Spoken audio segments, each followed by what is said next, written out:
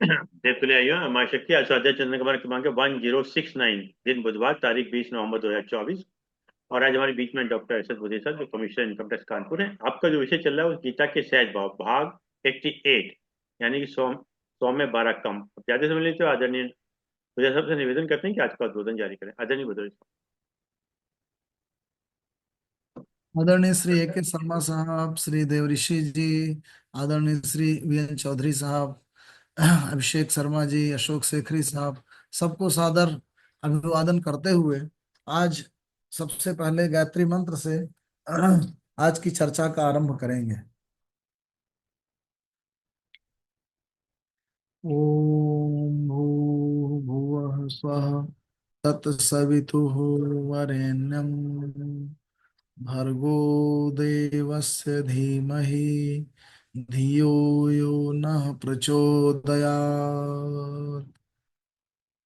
तो वस्तुतः शर्मा जी ने एक प्रश्न खड़ा किया कि भगवान कृष्ण ने 18वें अध्याय के 16वें श्लोक में जो कहा, सर्वधर्मान परित्यज्य मामेकम शरणम व्रज, अहम त्वाम सर्व पापेभ्यो मोक्षयिष्यामि मा शुचः। अर्थात सभी धर्मों को छोड़कर, त्याग कर, सर्वधर्मान परित्यज्य माम एकम शरणम व्रज, मेरी ही एक शरण में विहार करो, बिरजो। अहम त्वाम सर्व पापेभ्यो मोक्षयिष्यामि, मैं तुम्हें सभी पापों से मुक्त कर दूंगा। माँ शुचः, शोच मत करो, दुखी मत हो, निराश मत हो। तो इस श्लोक का क्या अर्थ है और क्या इस श्लोक के द्वारा एक ऐसे व्यक्ति के अहम की परिलक्षणा नहीं हो रही जो कि अपने शरण में लेने की बात कर रहे हैं।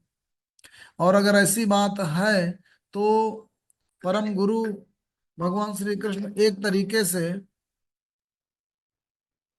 परम गुरु भगवान श्री कृष्ण एक तरीके से उस अहम का ही पोषण नहीं कर रहे जो कि ज्यादातर आज के जो तथाकथित गुरु हैं, जो अपने मत मतांतर का प्रचार करना चाहते हैं और उसमें हर एक शिष्य को चाहते हैं कि उसके पास आए और उनकी बात माने और उनके अनुकूल चले।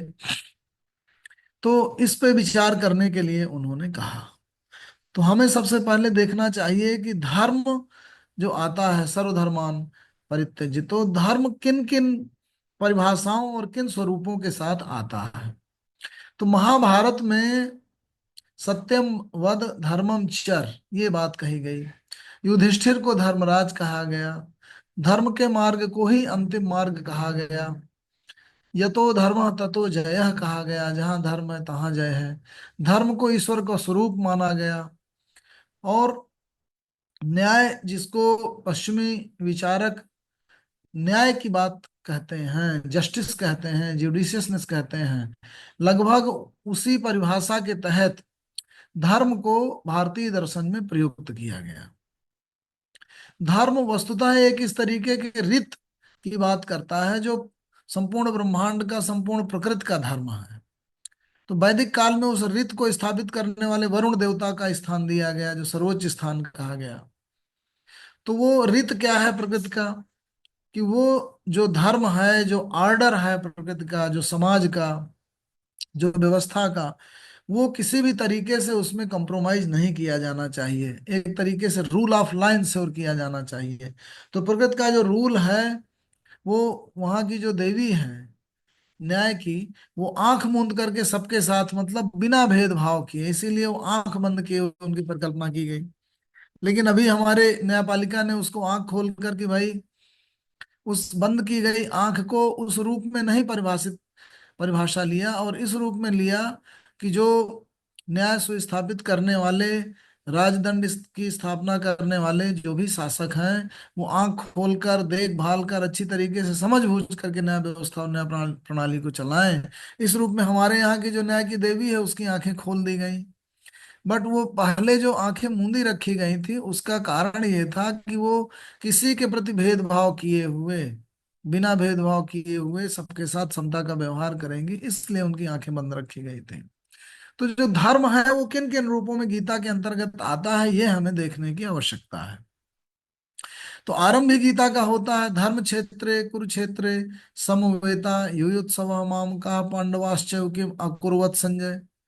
तो धृतराष्ट्र जो है वो पहला प्रश्न ही संजय से यही करते हैं कि इस कुरुक्षेत्र में, जो कि एक धर्म क्षेत्र है, तो कुरुक्षेत्र मतलब कार्य का क्षेत्र। अब जीवन जो ब्रह्मांड है, जो प्रकृति है, वो बिना कार्य के चल नहीं सकती, एक भी कदम नहीं चल सकती, इसीलिए इसको कुरुक्षेत्र कहा गया। और विष्णु ने अपनी प्रतिष्ठा इसीलिए कर्म प्रधान विश्व रचि राखा, कवि कहते हैं कर्म का स्वरूप विश्व, विष्णु का स्वरूप है, विष्णु की सर्वत्र व्याप्ति है, बिना कर्म के संसार चल नहीं सकता। इसीलिए कृष्ण ने कहा कि मैं ब्रह्म रूप में कर्म में ही अवस्थित हूँ, कर्म में ही ईश्वर की अवस्था का की मान्यता है, कर्म से ही विश्व चल सकता है, विश्व का सृजन ही कर्म से हो सकता है। तो इसलिए कर्म क्षेत्र है, बिना कर्म के कोई भी चीज संपादित नहीं हो सकती। अब ज्ञान मार्गी होकर के विवेक चूड़ामणि में शंकराचार्य जी ने ये कहा कि जो मुक्ति की प्राप्ति है वो कर्म से नहीं होती, ज्ञान से होती है। इस महावाक्य के द्वारा उन्होंने विवेक चूड़ामणि को आरंभ किया। तो जो ज्ञान मार्गी हैं वो ये कहने लगे कि जो वेद हैं वो कर्म कांडों पर, रिचुअल्स पर आधारित हैं, और कर्म कांडों के द्वारा परम की प्राप्ति नहीं होती, ज्ञान से ही मुक्ति होती है। तो यहाँ पे दो चीजें ध्यान में रखना चाहिए, जो कि ज्यादातर लोग कंफ्यूज कर जाते हैं, एक दूसरे में मिश्रित कर जाते हैं। जिस तरीके से श्री कृष्ण का ये कथन कि सर्वधर्मान परित्यज्य माम एकम शरणम ब्रज है, जिसको लेकर के लोग कंफ्यूज होते हैं, उसी तरीके से ये भी लोगों को कंफ्यूजन होता है कि परम की प्राप्ति किस मार्ग से होती है, ज्ञान से होती है कि कर्म से होती है। मुक्ति की प्राप्ति किस चीज से होती है, ज्ञान से होती है कि कर्म से होती है। सिद्ध की प्राप्ति किससे होती है, कर्म से होती है कि ज्ञान से होती है। तो इन सभी बारीकियों को जानने की आवश्यकता है। तो हम पहले यहां से आरंभ करें, एक एक शब्दों में ऑब्जेक्टिव रूप में इन प्रश्नों का पहले उत्तर दे दें और फिर उस बात को आगे बढ़ाएं कि कृष्ण जब ये कहते हैं कि सर्वधर्मान परित्यज्य मामेकम शरणम व्रज, तो वहां पे वो माम जो अपने लिए कहा, अपनी शरण की बात कही, वो एक ऐसी परम चेतना की स्थिति है जो संपूर्ण ब्रह्मांड को संचालित करने वाला ब्रह्मांड रित है। वो एक परम चेतना है जो सर्वत्र व्याप्त है, और मनुष्य के शरीर में भी, मनुष्य के अंतःकरण में विवेक के रूप में, चेतना के रूप में, चेतना के स्रोत के रूप में विद्यमान है। और इसीलिए कृष्ण ने हर जगह, जो कि हमने 7वें अध्याय में देखा था और अभी भी देखेंगे, ये बार बार कहने की कोशिश की कि मुझे जो देह रूप में, शरीर रूप में लोग देखते हैं, मैं वो नहीं हूँ, मैं उस परम चेतना के एक वाचक के रूप में बोल रहा हूँ। अभिव्यक्ति, मैं माध्यम जरूर बन रहा हूँ एक कृष्ण रूपी शरीर का, लेकिन ये जो चेतना बोल रही है, जो गीता की बात कह रही है, जो माम एकम शरणम ब्रज की बात कर रही है, यान्ति देवव्रता देवान पित्रान यान्ति पितृव्रता भूतानि यान्ति भूतेज्या यान्ति मते आजिनोपमाम। देवताओं को पूजने वाले देवताओं को प्राप्त होते हैं, भूतों को पूजने वाले भूतों को प्राप्त होते हैं, गंधर्वों को पूजने वाले गंधर्वों को प्राप्त होते हैं, मुझे पूजने वाले मुझे प्राप्त होते हैं। तो यहाँ जो मैं है वो कृष्ण नहीं है, वो परम सत्ता है, परम चेतना है। और उस परम चेतना में पहुंचने पर व्यक्ति, जो भी साधक है, वो अपने शरीर से भी ऊपर उड़ जाता है। तो कृष्ण एक शरीर नहीं है, वो कृष्ण के माध्यम से वो आवाज निकल रही है, वो परम चेतना की आवाज है। और अगर हम गहराई से देखें तो हर एक व्यक्ति शरीर रूप में वो एक केवल आवरण है, वो एक उसके अंतःकरण की चेतना को हम देखें, वो चेतना पिरोई हुई है परम चेतना के साथ। और जो भी व्यक्ति बोल रहा है वो अगर अपने काया, इंद्रिय, मन, बुद्धि, अहम और इन दीवारों को तोड़ करके अपनी चेतना के साथ एकीकृत हो गया है, तो फिर वो उस अवस्था से जब बोलता है तो वो भी एक निमित्त होके बोलता है, वो भी कृष्ण स्वरूप हो जाता है, उसी रूप में बोलने लगता है, परम की आवाज ही उसके माध्यम से निकलने लगती है। तो तमाम जो सिद्ध पुरुष हैं उनके माध्यम से जो भी विचार व्यक्त होते हैं वो परम की बात ही निकलती है।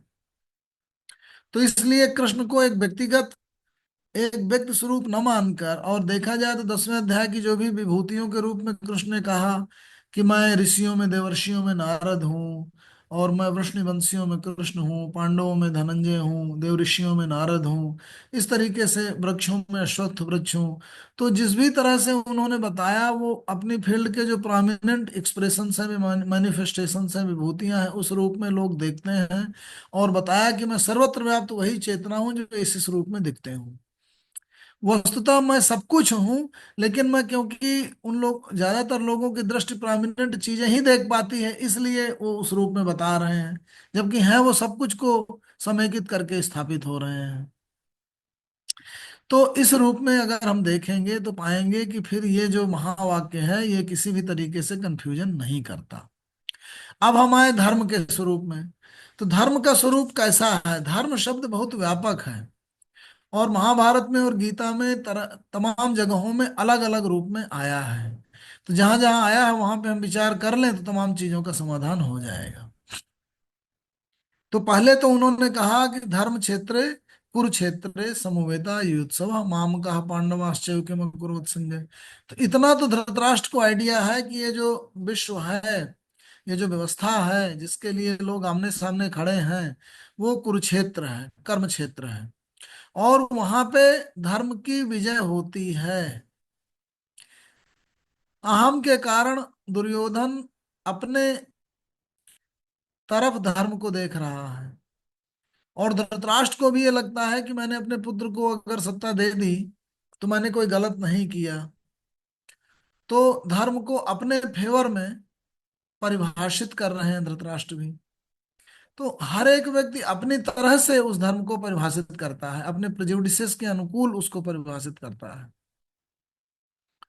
उसको लगता है कि उस वो जो विचार कर रहा है, वो जो सोच रहा है, जब उसकी आसक्त और बंध चेतना होती है, जो तमाम तरीके के प्रेजुडिसेस से जकड़ी होती है, तो उसके द्वारा विचारा गया जो मार्ग है वो किसी न किसी प्रेजुडिस से ग्रसित हो जाता है, और इसलिए वो परम मार्ग नहीं रह जाता।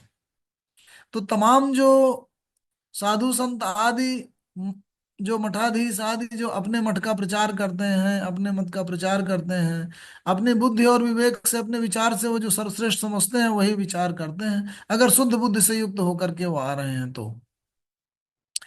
तमाम बार तमाम व्यक्ति तो ज्ञान का दुरुपयोग करते हैं, जानते हुए भी कोई चीज सही नहीं है, फिर भी वो उस मार्ग को अपनाते हैं, क्योंकि उनमें तमाम तरीके के प्रभाव, अहम का प्रभाव, अपनी इंद्रियों के काम, क्रोध, द्वेष, ईर्ष्या आदि के प्रभाव पड़े होते हैं। लेकिन तमाम बार लोग जान भी नहीं पाते कि वो जो मार्ग अपना रहे हैं वो गलत है। उसमें अहम का इतना प्रभाव होता है कि वो तरह तरह से पर्दा आवरण पड़ा होता है, और उनके जो अंतःकरण का चेतना स्रोत है वो पूरी तरीके से प्रस्फुटित नहीं होता, और वो तरह तरह के गुणों के प्रभाव में आकर के वो अपने मार्ग को ही श्रेष्ठ समझते हैं। तो इन गुणों को कहा गया, जिसका आवरण पड़ा रहता है उस प्रकाश स्वरूप चेतना स्रोत में, वो गुण कहे गए, 17 स्तंभ। और जिस जो व्यक्ति की जैसी मौलिक प्रवृत्ति होती है उसी तरीके से उसके निष्कर्ष होते हैं, उसके व्यक्तिगत अनुभवों के प्रेजुडिसेस के आलोक में उस तरीके से मार्ग बायस्ड हो जाता है। तो ऐसी स्थिति में उन गुणों के प्रभाव के कारण उसको दूसरी चीज दिखाई देने लगती है, उसी को हम लोग माया का प्रभाव कहते हैं। तो माया के प्रभाव के कारण, अपनी दृष्टि के दोष के प्रभाव के कारण, उन गुणों के प्रभाव के कारण, उसके जो चेतना स्रोत का पूर्ण प्रस्फुटित होने वाला प्रकाश है वो उसके पंथ को एक खास किस्म के रंग से रंग देता है। जैसे आपकी आंखों में पर्दा पड़ गया हो, एक खास रंग का चश्मा पड़ गया हो, जैसे आप में एक प्रतिक्रिया आ गई हो। जैसे देखा जाएगा तमाम आरक्षण के समर्थक लोग क्या कहते हैं कि हमारी जात के लोगों के साथ पूरा पूरा भारतीय समाज हजारों सालों से करता आया है भेद, और इस भेद के कारण हमको अब आज की डेट में आरक्षण मिलना चाहिए। तो एक खास किस्म से उनको बता दिया गया, उनके अंदर प्रतिक्रिया भर गई, जबकि भेद उनके किन पुरखों के साथ हुआ होगा, फिर आज तो उस तरीके का भेद नहीं भी हो रहा होगा, लेकिन वो उस तरह से उस चीज को इंटरप्रेट कर रहे हैं, तो उनके अंदर वैसा चश्मा चढ़ा हुआ है। दूसरा व्यक्ति का मेरिट की बात करेगा, तीसरा व्यक्ति कोई और बात करेगा। तो तरह तरह के सामाजिक विचार आदि, भाव आदि, लोगों की दृष्टि को प्रभावित करते हैं। तो जिस परिवेश में आप रहते आए हैं, उस परिवेश में जो तमाम तरीके के मूल्य विद्यमान है, वो आपकी दृष्टि को प्रभावित करते हैं, आपके गुणों का निर्धारण करते हैं, सत्रह स्तंभ के गुणों को प्रभावित करते हैं। तो इस तरह से आपके निष्कर्ष बदल जाते हैं। तो आप जो धर्म अपना निर्धारित करते हैं, आपकी जो धृति बनती है, धृत्या यया धारयते मन प्राणेन्द्रिय क्रिया योगेन अव्यभिचारिण्य धृति सा पार्थ सात्विकी। तो इसीलिए धृति के तीन भेद बताए उन्होंने। अर्थात हर व्यक्ति का अपना गुणधर्म होता है। तो हम लोग धर्म के स्वरूप का जो विचार कर रहे हैं महाभारत में, तो पहली बात तो ये आई कि एक तरीके से राइटियसनेस के रूप में धर्म आता है, जहाँ कहा जाता है सत्यम बद धर्मम चर।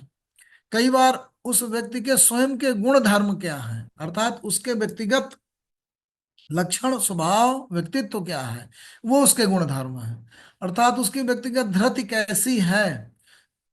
धृति अर्थात धारणा, अर्थात सुपर इंफ्रास्ट्रक्चर, जो आपके पूरे व्यक्तित्व को समाहित करके रखता है, वो बर्तन, वो कंटेनर जिसके अंदर आपका व्यक्तित्व समाहित है, तो वो कैसा है, वो आपका धर्म निर्धारित करता है, आपके गुणधर्म निर्धारित करता है।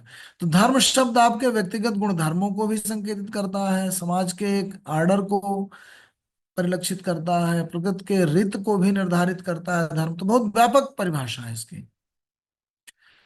अच्छा, अर्जुन जब बोलता है, प्रश्न करता है, तो दूसरे अध्याय के 7वें में क्या कहते हैं अर्जुन? कार्पण्य दोषो उपहरत स्वभाव प्रक्षामि त्वाम धर्म सम्मूढ़ चेता। मेरी जो चेतना है वो धर्म में सम्मूढ़ हो गई है, मूढ़ता व्याप्त हो गई है, साफ साफ नजर नहीं आ रहा। कृपणता दोष से मैं युक्त हो गया हूं। तो उस दिन जो हम लोगों ने चर्चा की थी हृदय की उदारता और कृपणता की, तो जब आपका हृदय कृपण हो जाता है, बहुत छोटे इंसिम्बल में सोचता है, बहुत छोटी चीजें देख करके कूप मंडूक होकर विचार करता है, तो उस कुएं के मेढक को लगता है कि मैं जितनी दूर तक चला जाता हूँ वही पूरी दुनिया है। उसके निष्कर्ष कुछ और निकलते हैं। वो दुनिया के स्वरूप को बोलता है कि पानी से भरा हुआ एक छोटा सा है, जिसमें मैं 2 छलांग से इस सिरे से उस सिरे तक पहुंच सकता हूँ। ऐसा ही होता होगा ये ब्रह्मांड। तो वो कूप मंडूक है, उसकी चेतना का विस्तार नहीं है। तो ये हृदय की कृपणता है। तो इसीलिए अर्जुन ने अपने आप को पहचानते हुए क्या कहा? कार्पण्य दोषो, कृपणता के दोष से मैं युक्त हूँ। अर्थात मैं बहुत विशाल हृदय से युक्त नहीं हूँ, क्योंकि मेरी चेतना सिकुड़ गई है। उस चेतना का विस्तार होकर जब परम चेतना से मिल जाएगी उसकी व्यक्तिगत चेतना, तो मन एक तरीके से आत्मा से मिल जाएगा, पूरी तरीके से खुल जाएगा, जैसे अंधकार से पूर्ण प्रकाश हो जाएगा। तो अर्जुन ने कहा कार्पण्य दोषो उपरत स्वभाव, इसलिए मेरा जो स्वभाव है, मौलिक भाव है, वो उपरत हो गया है, जैसे हर लिया गया है, चला गया है कहीं। कार्पण्य दोषो उपरत स्वभाव प्रक्षामि त्वम, इसीलिए मैं तुमसे पूछता हूँ किस विषय में? धर्म सम्मूढ़ चेता, मेरी जो चेतना है वो धर्म के विषय में सम्मूढ़ हो चुकी है, मूढ़ता को प्राप्त कर चुकी है, पूरी तरीके से खिल करके स्पष्ट होकर के क्लैरिटी के साथ धर्म का मार्ग मुझे दिखाई नहीं पड़ रहा। यत श्रेय स्यात् निश्चितम ब्रूहि तत्मे शिष्यस्ते हम साधि माम तुम प्रपन्नम, मैं तुम्हारी शरण हूं, इसलिए मुझे दीक्षित करो, बताओ कि ये चीज सही सही क्या होगी। तो ये धर्म आया। तो धर्म के मार्ग का अवलोकन करना चाह रहा है अर्जुन। धृतराष्ट्र उसी कर्म के क्षेत्र में धर्म ढूंढ रहे हैं, उनका धर्म भी प्रेजुडिस्ड है। धृतराष्ट्र दूसरे का राष्ट्र उन्होंने धर लिया है, उनका अधिकार नहीं था, दूसरे से जबरदस्ती ले लिया है उन्होंने, और फिर वो बोलते हैं यही धर्म है, और वही अपने बेटे को दे देना चाहते हैं। उनका धर्म वो है। अर्जुन एक सीकर है, एक साधक है, वो एक मार्ग प्राप्त करना चाह रहा है। अभी जहां खड़ा है वहीं खड़ा है, वहीं भाव विह्वल है, निराश है, एक भी कदम आगे नहीं बढ़ पा रहा। फिर वो छोड़ के भाग जाना चाह रहा है। तो कृष्ण उसको पकड़ के बोलते हैं नहीं, कर्म तो करना पड़ेगा, अर्थात चलना तो पड़ेगा ही, अर्थात व्यवहार करना पड़ेगा इस संसार में, बिना किए कुछ नहीं होगा। लेकिन करते करते फिर धर्म सम्मूढ़ता आने लगती है, तरह तरह के कर्मानुबंध सृजित होने लगते हैं, तरह तरह से मानसिक विकार उत्पन्न होने लगते हैं, उनसे भी बचाना है। तो एक धर्म ये आया। एक धर्म फिर जब कृष्ण बताना शुरू करते हैं तो स्वधर्म की बात करते हैं 31वें में, दूसरे अध्याय के 31वें में। स्वधर्म अपिचा आवेक्षण विकंपितुम अर्हसि, धर्मयाथ ही युद्धात् श्रेयो अन्य क्षत्रिय न विद्यते। तुम पहले अपने धर्म को अर्थात गुण धर्म को देखो। स्वधर्म अपिचा आवेक्षण विकंपितुम अर्हसि, तुम जो कांप रहे हो अर्थात डोल रहे हो अर्थात संशयग्रस्त हो रहे हो अर्थात तुम्हें ठीक से दृढ़ होकर के एक जगह स्थिर नहीं हो, तुम्हारी धृति हिल गई है, धारणा हिल गई है, तुम्हारा सुपर स्ट्रक्चर इंफ्रास्ट्रक्चर हिल गया है, तो वो तुम स्थापित करो अच्छी तरीके से। और देखो कि स्वधर्म अपिचावेक्षण विकंपितुम अर्हसि, अपने आप के धर्म को देखो और तुम कंपित मत हो। स्वधर्म अपिचावेक्षण विकंपितुम अर्हसि, धर्मयाथ ही युद्धात् श्रेयो अन्य क्षत्रिय न विद्यते। योद्धा के लिए धर्ममय युद्ध से बढ़कर तो कोई अन्य श्रेष्ठ मार्ग है ही नहीं, तो एक अलग चीज हो गई है। धर्मयाथ युद्धात् श्रेयो, धर्ममय युद्ध से श्रेष्ठ, धर्मयाथ युद्धात् श्रेयो अन्य क्षत्रिय से न विद्यते। योद्धा के लिए धर्म युद्ध से बढ़िया और क्या चीज हो सकती है। वो तो उसी के लिए खड़ा हुआ था, उसी समाज के उसी धर्म की रक्षा के लिए तो उसे खड़ा किया गया था, और आज जब उसे रक्षित करने की बात आई तो भाग रहे हो। एक धर्म की बात वो कही कृष्ण ने। फिर 39वें श्लोक में कहते हैं, नेहा विक्रम ना स्वस्ति प्रत्यवायो न विद्यते स्वल्पम अपेस धर्म से त्रायते महतो भयात। 40वें में दूसरे अध्याय के पहले उन्होंने 38वें में कहा, 38 तक पहले बताते रहे कि भाई दो तरीके के मार्ग हैं, ज्ञान मार्ग है मतलब सांख्य योग है, और उसके बाद बुद्धि योग की बात की उन्होंने। सांख्य योग में उन्होंने आत्मा की अमरता के सिद्धांत को बताया कि भाई जो आत्मा है वो एक तरीके की चेतना का स्रोत है, शरीर आता जाता रहता है, आत्मा वो स्थिर रहती है, वो न जीती है न मरती है, हमेशा से है। बस केवल एक बर्तन के रूप में हमारा शरीर आ जाता है जिसमें वो चेतना व्यक्ति चेतना के रूप में उसको प्रकाशित करती है परम चेतना का अंश ही, लेकिन वो उससे विलग कर देता है गुणों का आवरण उस प्रकाश के स्रोत को, और जो जान जाता है वो फिर से, जैसे जल पूरे संसार में भरा हो, उसमें कोई घड़ा डाल दिया जाए तो उस घड़े में उतना पानी अलग हो गया, बाहर का अलग हो गया, तो ये शरीर उसी तरीके का अलगाव उत्पन्न करता है। बाकी सब जगह वही चेतना भरी हुई है, वही परम चेतना व्याप्त है, तो व्यक्ति चेतना उसी परम चेतना की अंश है। इस रूप में उन्होंने सांख्य दर्शन को प्रतिस्थापित करते हुए दूसरे अध्याय के 37वें श्लोक तक ले गए, 30वें श्लोक तक ले गए, उसके बाद 31वें से 37वें तक स्वधर्म के मार्ग योद्धाओं की स्थिति कीर्ति के द्वारा ही संसार में व्यक्ति जाना जाता है, भागेगा तो फिर बाकी लोग उसकी कीर्ति का ह्रास करेंगे, सम्मानित जनों के लिए ऐसी अपकीर्ति अच्छी नहीं होती, इस तरह से व्यवहारिक बुद्धि दी। तो 11वें से लेकर 30वें श्लोक तक सांख्योग की बात की, 31वें से लेकर 37वें तक व्यवहार की बात की। 38वें में एक परम सूत्र दे दिया जो बुद्धि योग का सूत्र है, वो है सुख दुखे समय कृत्वा लाभा लाभो जया जेव ततो युद्धा युजस नैवं पापम अवाप्यसिसि। अर्थात समबुद्धि में स्थापित होकर के, क्यों? क्योंकि जो सुख दुख आदि हैं, जय और पराजय हैं, मन के अंदर के तरह तरह के कंस्ट्रक्ट हैं। ये सूत्र दे दिया 38वें में, सुख दुखे समय कृत्वा लाभा लाभो जया जय ततो युद्धा युजस नैवं पापम अवाप्यसिसि। तो पाप को नहीं प्राप्त करोगे ऐसी समय स्थिति में आकर के अपने कर्म करोगे तो ऐसा ते अभिता सांख्य बुद्धि होगे तुम श्रुण बुद्धिया तो या पार्थ कर्मंदम प्रहास्य। और फिर कहा कि भाई अभी तक मैंने सांख्य योग की बात कही, ऐसा ते अभिता सांख्य बुद्धि योगे तू इमाम श्रृणु। अब तुम मुझसे बुद्धि का मार्ग सुनो, अभी तक मैंने सांख्य का मार्ग कहा। ऐसा ते अभिता सांख्य बुद्धि योगे तुम बुद्धिया युक्तो यया पार्थ कर्मबंधम प्रहास्य। बुद्धि से जब तुम युक्त हो जाओगे तो कर्म बंध से छूट जाओगे। तो कर्म का मार्ग तो अपनाना है, लेकिन वो कर्म का मार्ग कर्म के बंध क्रिएट करता है। तो शंकराचार्य ने जो कहा था वो ये कहा था, विवेक चूड़ामणि और जो ज्ञान मार्ग की स्थापना की उसमें ये कहा कि भाई ज्ञान से ही मुक्ति मिलती है, कर्म से सिद्धि मिलती है, मुक्ति नहीं मिलती। कर्म से बंधन क्रिएट हो जाते हैं, और उन बंधनों से बचने के लिए बुद्धि योग का सहारा लेना पड़ता है, समय स्थिति में रहना पड़ता है। तो शंकराचार्य जी भी गलत नहीं है।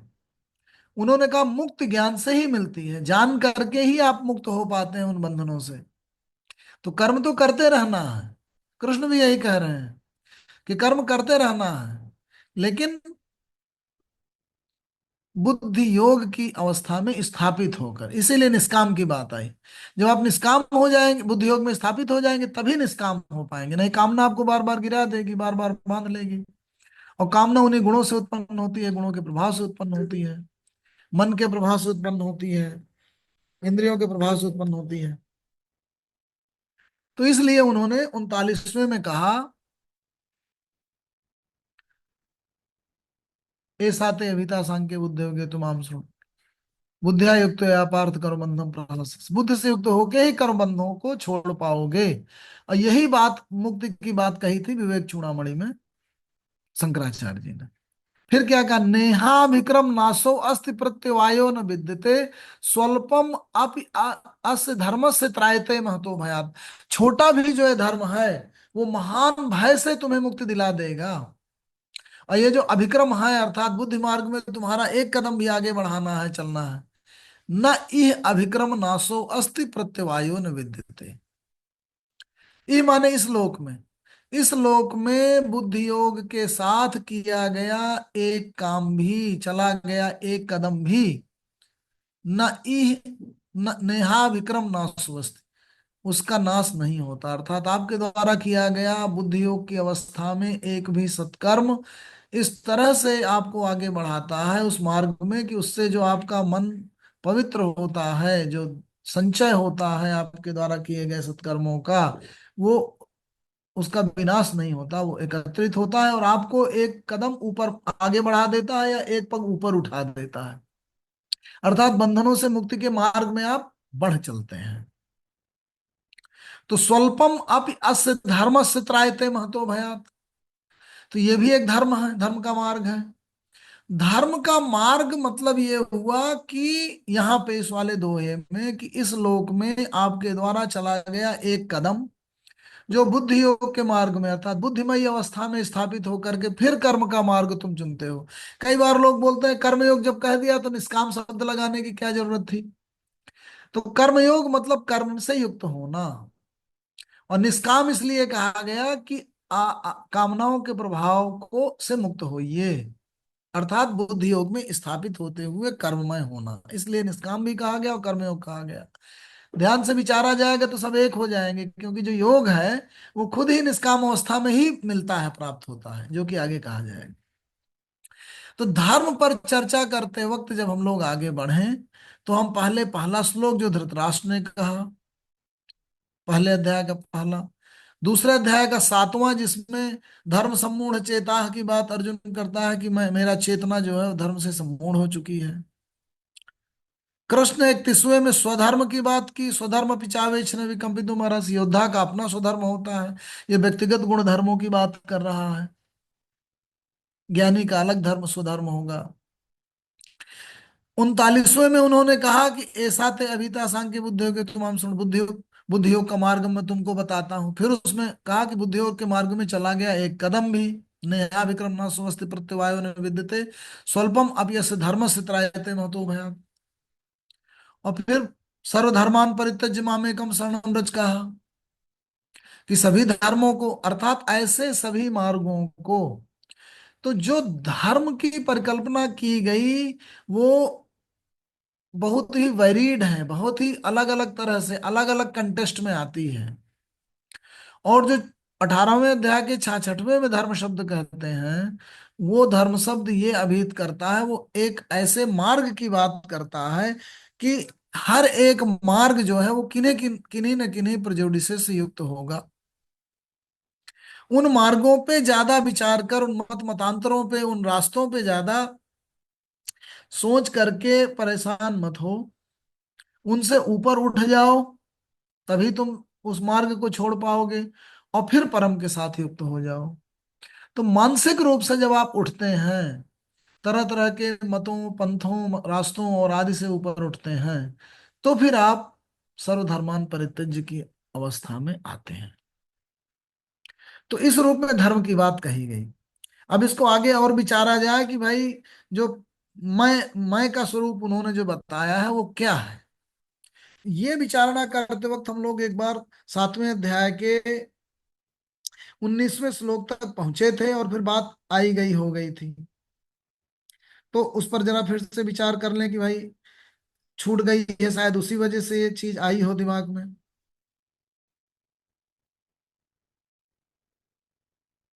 तो बहूनाम जन्मनामन्ते ज्ञानवान माम प्रपद्यते वासुदेव सर्वमिति समहात्मा सुदुर्लभ। ऐसा उन्होंने कहा कि बहुत से जन्मों के उपरांत, 7वें अध्याय के 19वें श्लोक में कहते हैं, बहूनाम जन्मनाम अन्ते ज्ञानवान माम प्रपद्यते वासुदेव सर्वमिति समहात्मा सुदुर्लभ। बहुत से जन्मों के उपरांत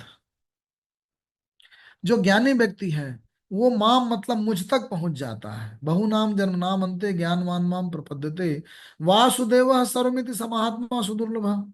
ऐसा महान व्यक्ति जो ये कहता है कि वासुदेव ही सर्वत्र व्याप्त है, विष्णु ही सर्वत्र व्याप्त है, ऐसी चेतना जो सब जगह स्थापित है, वासुदेव सर्वम इति, वासुदेव ही सर्वत्र व्याप्त होने वाला ही सर्वत्र अवस्थित है, वासुदेव सर्वम इति, ऐसी भावना से युक्त जो व्यक्ति है, ऐसा महात्मा, अर्थात उसका हृदय क्षेत्र बहुत व्यापक हो गया होगा, ऐसा दुर्लभ है।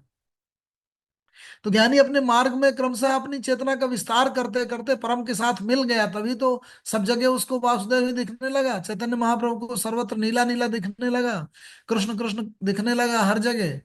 लाली मेरे लाल की जीत देखो तित लाल, सब कुछ लाल लाल दिखने लगी कबीर को। तो ये जो व्यापकता है वो दुर्लभ है, ऐसा महात्मा दुर्लभ है, ऐसी स्थिति प्राप्त करना दुर्लभ है। फिर क्या कहा उन्होंने, कामई तय तय हरत ज्ञाना प्रपद्यन्ते अन्य देवता तम तम नियमम आस्था प्रकृत्या अनिता सोया। कृष्ण कहते हैं कि इस प्रकृति में, इस जगत में तरह तरह की कामनाओं से युक्त होकर, कामई तय तय हरत ज्ञाना, हर एक व्यक्ति का जो ज्ञान क्षेत्र है वो हरत हो जाता है, चोटग्रस्त हो जाता है, हर लिया जाता है कामना के द्वारा। कामैः तैः तैः हरत ज्ञाना प्रपद्यन्ते अन्य देवता। तो वो जो व्यक्ति है जो उस कामना से भरा हुआ है वो उस प्राकृतिक शक्ति की उपासना करता है, अर्थात ऐसे कर्मों में संलग्न होता है ताकि वो उस कामना की पूर्ति कर सके। और प्राकृतिक शक्ति जिसकी वो चेत जिसकी जिसका वो आवाहन इन्वोकेशन करता है वो उसको प्राप्ति देती है, क्योंकि प्रकृति में आप जो करेंगे क्रिया उसका परिणाम आएगा।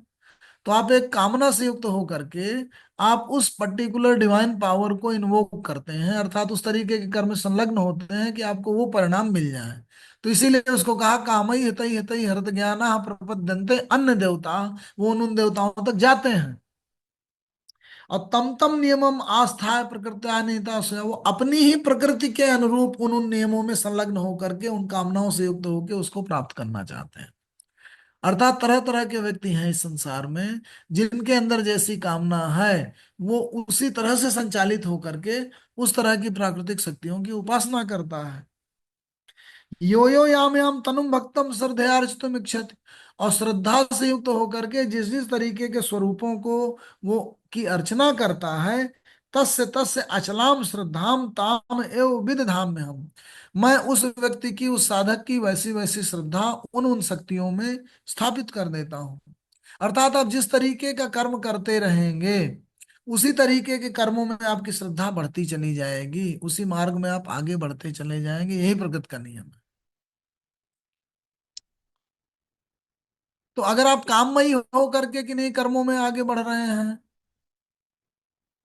कुछ कामनाओं से युक्त होकर के कुछ प्राप्त करना चाह रहे हैं और उस मार्ग में आगे बढ़ रहे हैं, तो उस तरीके से आपकी अंतःकरण का निर्धारण और आपके व्यवहार और प्रकृति का, आपके स्वभाव का उसी तरीके से विनिर्मित होती चली जाएगी। सतया श्रद्धा युक्त तस्याराधन में थे, और वो व्यक्ति, वो साधक या उस तरीके का व्यक्ति उसी तरीके से श्रद्धा से युक्त होकर के, वह व्यक्ति सतया श्रद्धा युक्त तस्याराधना में हित, वैसे ही आराधना करेगा इस लोक में। और लभते च ततः कामान मया इव विहितान नितान। और वो इस प्रकृति के अंदर वैसे ही अपनी कामनाओं की पूर्ति कर पाएगा, और मैं ही उन कामनाओं के फलों का प्रदान करने वाला हूं। अर्थात इस प्रकृति में जो हो रहा है उसी की व्याख्या करते हुए कृष्ण कहते हैं कि आप जिस तरीके के कर्म करते जाते हैं, उसी तरीके के आप परिणाम प्राप्त करते चले जाते हैं। उसी को यूं कहा गया कि जिस तरीके के देवताओं की आप अर्चना करते हैं, उस देवता के द्वारा उसी तरीके के परिणाम आप प्राप्त करते जाते हैं। लेकिन उनका संचालन स्रोत क्या है? एक खास किस्म की कामना है, और कामना पूर्णता में बाधा डालने वाली है। पूर्णता का जो स्वतः प्रकाशित चेतना स्रोत है, वहां तक आपके केंद्र को, फोकस को नहीं पहुंचने दे रहा। वो कामनाएं इंद्रिय जन्य है, मन जन्य है, परम स्वभाव जन्य नहीं है। तो उनमें किसी न किसी की तरह की लघुता है, बायस है, छोटापन है। वहीं तक आप सीमित नहीं हैं, आपकी संरचना उससे बहुत आगे की है। उस स्रोत तक आप नहीं पहुंच पा रहे हैं। तो उसके लिए क्या कहा उन्होंने? अंतवत तु फलम तेसाम तदभवति अल्प मेधसाम। अल्प मेधा के लोग हैं ऐसे। अर्थात उनकी जो प्रज्ञा है, उनकी जो मेधा है, वो पूरी तरीके से खिली हुई नहीं है। आप देखेंगे कि सामान्य जीवन में हम तमाम व्यक्तियों को देखते हैं कि वो पैदा होने से लेकर के और जीवन के मरण तक एक ही तरीके के काम करते रहते हैं, वो उसके आगे विचार ही नहीं कर पाते। जैसे जिस गांव में मैं रहता था, उसमें देखता था, एक किसान का लड़का था। तो हम उम्र थे, हम लोग साथ ही खेलते थे, लेकिन वो इधर उधर विचार करने की बजाय उसको धूप में, बरसात में, किसी भी टाइम में, वो सुबह एकदम रेगुलर रूप से जाना और खेत में काम करना और फिर चले आना, फिर दिन दुनिया से कोई मतलब नहीं, फिर अगले दिन वही चीज। और अब भी जब मैं जाता हूँ कभी गांव, तो उसको वैसे ही देखता हूँ। इसी तरह से तमाम व्यवसायियों को मैंने देखा कि वो दुकान में पैदा, जब से उन्होंने होश संभाला होगा, सुबह 10 बजे नहा धो के बैठेंगे और रात में 9-10 बजे बंद करेंगे। उससे वो बाहर नहीं निकल पाते, सोच ही नहीं पाते। तो उनकी जो प्रज्ञा है वहीं तक सीमित है। और फिर उसमें उसका परिणाम भी मिलता है, उनको जो फल चाहते हैं उनको मिलता भी है। लेकिन क्या मनुष्य का शरीर इतना भरा है कि वो एक खास उसमें कोल्हू के बैल की तरह जो है केवल घूमता रहे? तो एक तरीके से आप पाएंगे कि वो उन कर्मों में बंधा हुआ है, वो आसक्त हो गया, उससे मुक्त नहीं हुआ है। तो मनुष्य की चेतना, मनुष्य की प्रज्ञा, मनुष्य की मेधा उसके बहुत परे है। तरह तरह से वो उससे आगे जा सकता है, उससे ट्रांसेंड कर सकता है, उससे मुक्त हो सकता है। मैं नहीं कह रहा हूं उसे छोड़ देना चाहिए, छोड़ के नहीं, मानसिक रूप से मुक्त हो सकता है व्यक्ति। तो उसी को कहते हैं अंतवत तु फलम तेषाम तद भवति अल्प मेध साम देवान देव यजो यान्ति मद भक्तम यान्ति मामत। अब वो जो भी देवता हैं, वो उतन वहीं तक सीमित हैं। जो भी विभूतियां हैं वो अपने स्वरूप तक, अपने लक्षणों तक सीमित हैं। लेकिन मद भक्ता यान्ति मामपि, मेरे भक्त मुझ तक आ जाते हैं। तो वो देवता जिनकी बात हो रही है, अर्थात जो प्रकृति में तरह तरह की क्रियाओं का परिणाम देते हैं, उनसे अपने को अलग कह रहे हैं। अब यहाँ मैं के स्वरूप को समझिएगा कि कृष्ण का मैं का स्वरूप क्या है। उन सब देवताओं को अपने में समाहित करके तो स्थित है, पर उनसे ज्यादा बड़ा स्वरूप है, परम स्वरूप है, उतने तक सीमित नहीं है। तो ऐसा नहीं कि कृष्ण बुराई कर रहे हो कि आप कबीर पंथी हैं, नानक पंथी हैं, या इस देवता को पूज रहे हैं या उस देवता को पूज रहे हैं, नहीं। उन्होंने कहा वो देवता तो मेरी विभूतियां हैं ही, लेकिन मैं उससे भी ज्यादा व्यापक स्वरूप हूं।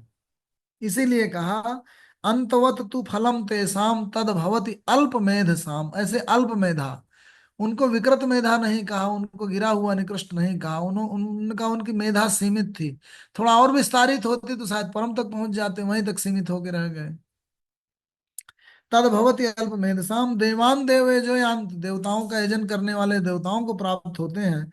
मद भक्ता यान्ति मामप, लेकिन मेरे भक्त मुझे प्राप्त होते हैं।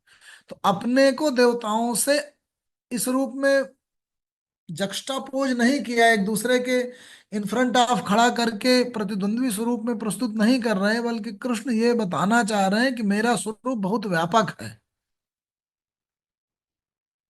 तभी कहते हैं अगले में अव्यक्तम व्यक्तिम आपन्नम मन्यन्ते माम अबुद्धय। जो निर्बुद्धि लोग हैं, जिनकी प्रज्ञा पूरी तरह से खिली हुई नहीं है, समझ पूरी तरह से विस्तारित नहीं है, वो मुझे अव्यक्त को व्यक्ति के रूप में प्रकट हुआ मानते हैं। अव्यक्तम व्यक्तिम आपन्नम, व्यक्ति के स्वरूप में प्रकट हुआ मानते हैं मुझे अल्प बुद्धि के लोग, अव्यक्त, जबकि मैं अव्यक्त हूं। अर्थात जो लोग एक विभूति देख रहे हैं उतनी भर नहीं है, उससे भी ज्यादा बड़ी है, और उससे भी ज्यादा परम है, और उससे ज्यादा अव्यक्त है, उससे भी ज्यादा सूक्ष्म है। महतो महीयान जिसको कहते हैं, बड़ी से भी बड़ी, और सूक्ष्म से अति सूक्ष्म। तो अव्यक्तम, यद्यपि मैं अव्यक्त हूं, व्यक्तिम आपन्नम, मुझे व्यक्त हुआ मानते हैं अबुद्ध है, कम बुद्धि के लोग। परम भावम अजानंतो, मेरे परम भाव को नहीं जान रहे वो लोग। परम भावम अजानंतो मम अव्ययम अनुत्तमम, मैं अव्यय हूं, मैं खर्च नहीं होता, मेरा व्यय नहीं होता। और जो कभी खर्च नहीं होगा, वो कभी, जो विनष्ट नहीं होगा, वो कभी पैदा भी नहीं होगा, वो हमेशा से यही व्याप्त है। तो ऐसी केवल एक ही चीज हो सकती है, जितनी भी चीज दिख रही है और जो परिवर्तनशील है, अगर उसका स्वरूप परिवर्तनशील है तो उसके पहले वो कुछ और रहा होगा, पहले कुछ बना होगा, जो बिगड़ेगा वो बनेगा, जो पैदा होगा वो मरेगा, जो मर रहा है वो पैदा ही होगा। तो जो हमेशा से व्याप्त है, वो ब्रह्मांड में केवल एक ही चीज है, वो न जन्मी है न गई है। जो भी दिखता है, जो भी बदलता है, उससे भी परे है, उससे भी ज्यादा सूक्ष्म है। ऐसी चेतना का स्रोत है वो, इसीलिए उसको कहा मम अव्ययम अनुत्तमम। एक होता है उत्तम, और उत्तम से भी अति परे अनुत्तमम। जैसे एक होता है वेद, जिसे जाना जाए, जो निवेद, जानने की भी सीमा क्रॉस कर जाए, निवेद अवस्था हो गई, नैष्कर्म्य अवस्था हो गई, अनुत्तम अवस्था हो गई। अर्थात उत्तम से भी उत्तम अवस्था अनुत्तम। उत्तम के जक्स्टापोज विपरीत नहीं है, उत्तम से भी परे है, इसलिए अनुत्तम। निवेद अर्थात ज्ञान के अपोजिट अज्ञान नहीं है वो। निर्वेद जो अवस्था है वो ज्ञान के भी परे की अवस्था है। जो चीज जानी जाती है, आपके संज्ञान में आती है, वो पहले आपके संज्ञान में नहीं रही होगी, तो अर्थात वो आती है और जाती है। लेकिन उससे भी परे और सूक्ष्म है निवेद। अर्थात जो चीज की जाए वो कर्मता में आती है, और जो कर्मेता की सीमा के भी परे हो, नैष्कर्म्यता में आती है। तो ये जो कंसेप्ट है नैष्कर्म्यता के, निर्वेदता के, अनुत्तमता के, वो कंसेप्ट यहाँ लागू होते हैं। क्योंकि अगर ध्यान से देखा जाए, तो जो सगुण है वो कुछ गुणों से युक्त है, इसलिए सीमित है, इसीलिए उसको क्वालिफाइड गॉड हेड कहा जाता है। अर्थात ऐसा गॉड हेड जो क्वालिफाइड है, अर्थात उसको कुछ सीमाओं में बांध दिया गया है। अर्थात तभी तो स्वरूप दिखेगा उसका, कृष्ण जैसा स्वरूप दिखेगा, राम जैसा स्वरूप दिखेगा, शंकर जैसा स्वरूप दिखेगा, दुर्गा जैसा स्वरूप दिखेगा। तो क्वालिफाइड डिविनिटी हो गई वो, उसको क्वालिफाई किया जा रहा है, उसे लिमिट किया जा रहा है, लिमिटेड डिविनिटी हो गई। लेकिन जो अनक्वालिफाइड है, जितना भी बांधा जाए जिस भी स्वरूप में, उसको भी जो ट्रांसेंड कर जाए, वो स्वरूप है उसका कृष्ण का, इसीलिए उसको अनुत्तम कहा। और क्या कहा, न अहम प्रकाशः सर्वस्य, मैं सबके प्रकाश में नहीं आता। अर्थात आपकी दृष्टिगोचर नहीं है वो, आपकी दृष्टि जहां जाती है उससे परे है, इसलिए आपके प्रकाश में नहीं आ रहा। न अहम प्रकाशः सर्वस्य, क्यों? क्योंकि योग माया समावृतः, मैं योग माया से आवृत हूं। तो व्यक्ति की दृष्टि योग माया से आवृत है, भगवान लिमिटेड नहीं है। जो परम है वो तो अनलिमिटेड है, दृष्टा की जो दृष्टि है वो समावृत है। यहाँ जो कृष्ण कह रहे हैं ना अहम प्रकाशा सर्वस्य योग माया समावृता, वो परम नहीं आवृत है योग माया से, व्यक्ति की दृष्टि आवृत है योग माया से। मूढ़ो अयम न अभिजानाति, इसीलिए जो मूढ़ लोग हैं वो नहीं जानते, अच्छी तरह से नहीं जानते। न अभिजानाति लोको माम अजम, लोको माम अजयम अव्ययम, जो कि मैं अव्यय हूं, खर्च नहीं होता, अनबार्न हूं, मैं प्रकट नहीं होता, न तो मैं कभी उत्पन्न होता हूं, न मैं डिजॉल्व होता हूं। इस तरीके से उन्होंने अपनी बात कही कि मैं ऐसा स्वरूप हूं। और क्या कहा, वेद अहम सम अतीतानि वर्तमानानि च अर्जुन, मैं जो भी अतीत है, जो भी वर्तमान है, और जो भी भविष्य है, वो सब जगह व्याप्त हूं। मुझे ऐसा हुआ जान, वेद अहम, जानो तो मुझे, कैसा, सम अतीतानि वर्तमानानि च अर्जुन भविष्यानि। अर्थात वर्तमान में, भूत में और भविष्य में व्याप्त समझो। भविष्यानि च भूतानि माम तु वेद न कश्चन। और मैं तो इन सबको जानता हूं, लेकिन मुझे कोई नहीं जानता। वेद अहम सम अतीतानि वर्तमानानि च अर्जुन, भविष्यानि च भूतानि माम तु वेद न कश्चन। मैं तो वर्तमान, भूत और भविष्य को जानता हूं, लेकिन मुझे कोई नहीं जानता। अर्थात कोई भी ऐसा नहीं है जो मुझे जानता है, वो मैं हो जाता है। इसीलिए कहा गया, जानत तुम्हें तुम्हें हो ही जाए। तो इसीलिए उन्होंने कहा, जो मूढ़ है वो नहीं जान पाते मुझे, जानते ही मैं हो जाते हैं। इसके बाद फिर उन्होंने और भी चीजें कही, जो कि दूसरी चीज है, उसका कभी दूसरी तरफ से वर्णन करेंगे। तो अब इसी चीज को आगे विस्तार में बढ़ाते हुए उन्होंने 9वें अध्याय में 11वें श्लोक में भी कुछ कहा। क्या कहा?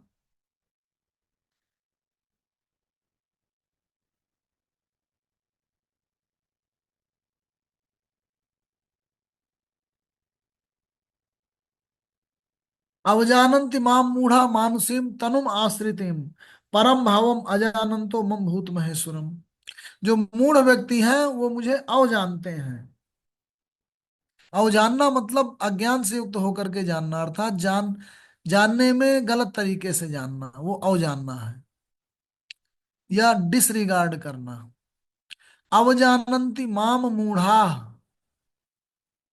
जो मूढ़ व्यक्ति हैं, जो ठीक तरीके से नहीं जानते, वो मुझे अवजानते हैं, गलत तरीके से जानते हैं, डिसरिगार्ड करते हैं।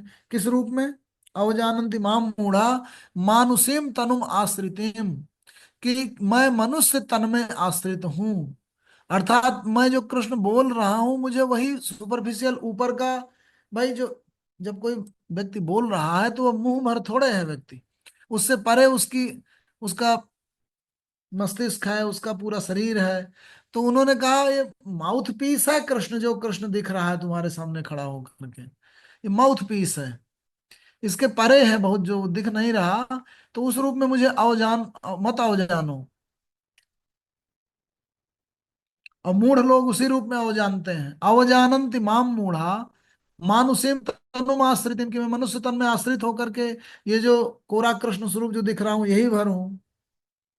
परम भावम अजानंतो मम भूत महेश्वरम, मेरे उस परम भाव से अजानंतो, उसको नहीं जान पा रहे, परम भावम अजानंतो मम भूत महेश्वरम, मैं जो भी भूत है उनका महेश्वर हूँ, महाईश्वर हूँ। अब भूत क्या? भू माने होना, जो भी हुआ है, जो भी उत्पन्न है सृष्टि में, जो भी एक्सप्रेस्ड है, जो भी फॉर्म्ड है, उसका महा ईश्वर, अर्थात उसको सृजित करने वाला, अर्थात जिससे प्रस्फुटित होता है संपूर्ण भूत जगत। तो मैं ऐसी चीज हूं जिससे सब कुछ निःसृत हुआ है, निकला है। इसीलिए कहा भूत महा ईश्वरम, जो भी कुछ हुआ है उसी मुझसे ही उद्भूत हुआ है, मैं ऐसा हूं। 11वें श्लोक में कहा। और जो ठीक से नहीं जानते वो क्या होते हैं? मोघ आशा, मोघ कर्माणो, मोघ ज्ञाना विचेत सह, राक्षसीम आसुरीम च प्रकृति मोहिनीम श्रिता। तमाम तरह की प्रकृतियों से, राक्षसी, आसुरी आदि प्रकृतियों से मोहित होकर के, तरह तरह की गलत आशा, गलत कर्म करने वाले और गलत ज्ञान से युक्त हुए विचेतस हो जाते हैं, अर्थात उनकी चेतना हरी गई होती है। तो ये उन्होंने 9वें श्लोक के 11वें श्लोक में कहा। और उसके पहले भी उन्होंने क्या कहा था? जैसे उन्होंने कहा, ईश्वर सर्वभूता नाम हृदय से अर्जुन तिष्ठति, 18वें अध्याय के 61वें में, ईश्वर सर्वभूता नाम हृदय से अर्जुन तिष्ठति भ्रामेन सर्वभूतानि अंतरारूढ़ानि माया। अर्थात जो परम चेतना है, चेतना का जो अंश है, वो हर व्यक्ति के हृदय में स्थित है, लेकिन वो व्यक्ति अपनी उस चेतना के स्रोत में पहुंचता ही नहीं, उसके पहले ही तरह तरह के विकारों में उलझा रहता है, इसलिए उसको नहीं देख पाता है। तो वो घूम रहा हो, जैसे चाक के इर्द गिर्द आदमी घूमता रहे, कोई भी कण डाल दीजिए वो घूमता रहेगा। लेकिन जब अक्ष में पहुंच जाएगा, अंदर तक पहुंच जाएगा, चेतना के स्रोत तक पहुंच जाएगा, तो फिर वो भ्रमित नहीं रह जाएगा, स्थिर हो जाएगा। तो उसी में कहा मया अध्यक्षण प्रकृति सुहिते सचराचरम। उन अपने स्वरूप का बखान करते हुए वो यहां से कहते हैं 9वें अध्याय के 6वें श्लोक से। कैसे कहा उन्होंने कि मैं सूक्ष्म से सूक्ष्मतर कैसा हूं। चौथे में कहा मया ततम इदम सर्वम जगद अव्यक्त मूर्तिना। मैं इस जगत में अव्यक्त हो करके व्याप्त हूं सर्वत्र। मया ततम, ततम माने व्याप्त होना, इदम माने इस, सर्वम माने संपूर्ण जगत में। मैं संपूर्ण जगत में व्याप्त हूं। मया ततम इदम सर्वम जगत अव्यक्त मूर्तिना, अव्यक्त होकर के, अनमैनिफेस्ट होके। मत स्थान सर्वभूतानि, मेरे स्थान में ही, मुझ में ही सारे भूत जो भी व्यक्त स्वरूप हैं वो स्थापित हैं। न च अहम तासु अवस्थित, लेकिन मैं उनमें अवस्थित नहीं हूं क्योंकि मैं और सूक्ष्म हूं। अब इसकी व्याख्या भी उन्होंने की। किस रूप में कहा, यथा आकाश स्थितो नित्यम वायु सर्वत्र गो महान। जैसे आकाश में वायु स्थित हो, अर्थात जो आकाश है वो ईथर है, और वायु में कुछ कण होते हैं, वातावरण होता है, तो वो जो वायु के कण है उस आकाश में स्थित है। उसी तरीके से जो भी व्यक्त भाव है, जो भी भूत है, जो हुआ है, अस्तित्वमयी है, एग्जिस्टेंट है, फॉर्म्ड है, वो सारा का सारा फॉर्मेशन वो मुझ अव्यक्त में ही स्थापित है। तो मैं फाइनर हूं, जो भी आपको दिख रहा है, जो भी भाषित हो रहा है, जो भी प्रतीत हो रहा है, उससे भी ज्यादा फाइनर हूं मैं। तो इस तरह से उन्होंने अपनी तुलना की। यथा आकाश स्थितो नित्यम वायु सर्वत्र गो महान, जैसे आकाश में वायु चलती फिरती रहती है, वैसे ही मुझ सूक्ष्म चेतना के स्रोत में जो संपूर्ण ब्रह्मांड में विद्यमान है, ये जितने फॉर्म्स हैं, अस्तित्व हैं, वो मुझ में ही स्थित हैं। तथा सर्वाणि भूतानि मत स्थानीति उपधारे, ऐसा समझो कि मुझ में ही वो सारे अवस्थित हैं। और होता क्या है, अर्थात वो पूर्णता है ईश्वर। कृष्ण जब खुद ही कह रहे हैं कि मैं ईथर स्वरूप हूं, मैं चेतना स्वरूप हूं, सर्वत्र व्याप्त हूं, तो इससे समझ लीजिए कि वो ऐसा फाइनर चेतना जगत है जो द्रव्यमयी नहीं है, जो बनता बिगड़ता नहीं है। वो एक चुंबक के क्षेत्र जैसे व्याप्त होता है, एक चेतना का क्षेत्र भरा हुआ है, वही है परम का स्वरूप। ये उनका स्वरूप है संभवतः।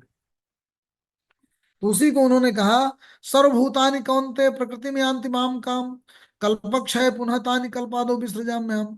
जितने भी भूत हैं अस्तित्वमयी हैं ऐ कौन्ते, वो मेरी ही प्रकृति से प्रस्फुटित होते हैं, और जब ये कल्प का अंत होता है तो मुझ में ही समाहित हो जाते हैं, और जब नए कल्प का आदि होता है, कल्प आदौ विसृजाम में हम, तो मैं उन्हें पुनः सृजित कर देता हूं। अर्थात जो भी प्रकटन और विलयन है, जो भी फॉर्मेशन और डिसोल्यूशन है, वो मुझे ही कॉन्शसनेस की फील्ड में, यूनिवर्सल कॉन्शसनेस में, वो सभी चीजों की उत्पत्ति और विनाश होता रहता है।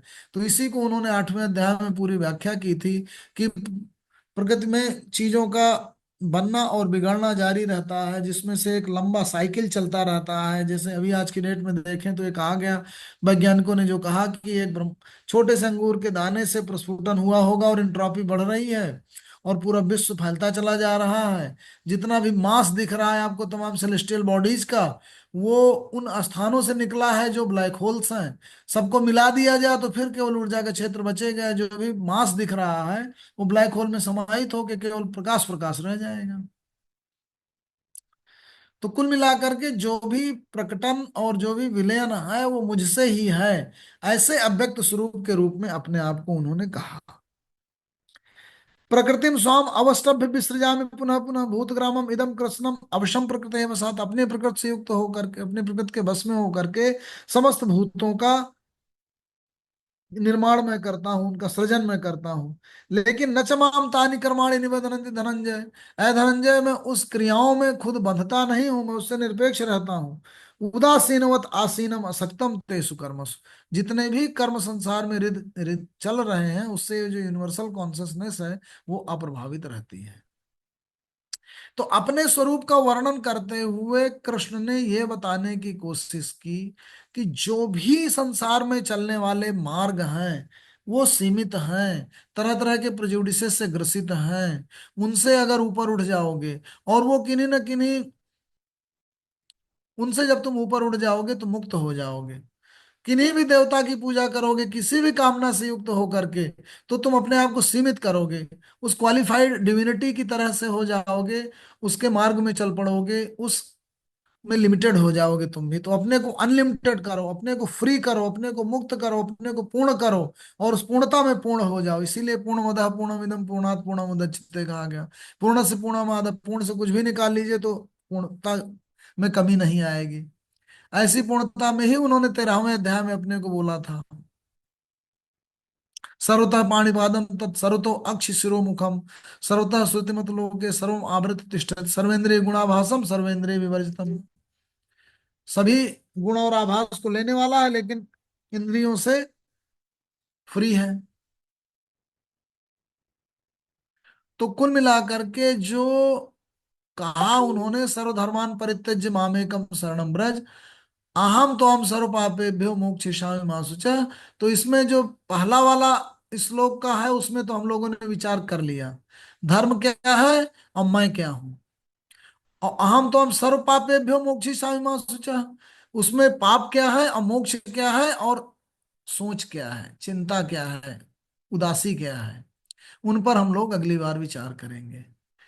बहुत जगह जो कहीं कहीं किलबिषम आया है, कहीं कहीं पाप आया है, कहीं कहीं मोह आया है, उनमें क्या फाइनल डिफरेंसेज है और क्यों ऐसा कहा गया, वो क्यों विकृति उत्पन्न होती है। तो वहां वहां वहां जहां विकृति आएगी, जहां लय टूटेगा, हारमोनी टूटेगी, वहां पे पाप उत्पन्न हो जाएगा।